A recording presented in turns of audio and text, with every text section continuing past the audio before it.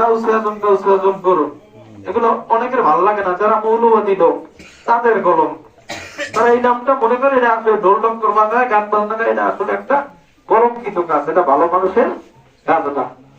সে বলছে যে ওদের কলঙ্ক কিন্তু আমার গলার না, এটা গানের সান করছে। অর্থাৎ আর এর মানে আর চোখে দেখে, শোনো আর চোখে দেখে। আর সদ্গুরু কিভাবে চিন্তা আসলে কি বাবা, ছবি বাবার প্রত্যেকটা ভক্ত কিন্তু অলি ছিল, হ্যাঁ, তাদের সন্ধ্যের প্রত্যেকটা ভক্ত, ঠিক না? আবার মজিদ বাবার হাতে যারা হাত দিয়েছে, অর্থাৎ বাবা ওই কুষ্টি পাথর আছে না, এর সাথে যদি লোহাও ঘর্ষণ খায় ওইটা কিন্তু স্বর্ণে পরিণত হয়। তদ্রুপ সংক্ষেপে বলি, মনের আয়না কিন্তু চেহারা। প্রকৃত যারা আল্লাহ বলি সত্য সেটা দেখলিছেন। কারণ মজিদ বাবা স্টেজে বসলে তার এমনি একটা আলাদা রূপের কিরণ আছে। তিনি যে প্রেমের বাসিতে টানতেছে, তার যারা মরিত হয়েছে এত না শুনলে কেউ মরিত হইতে পারছে।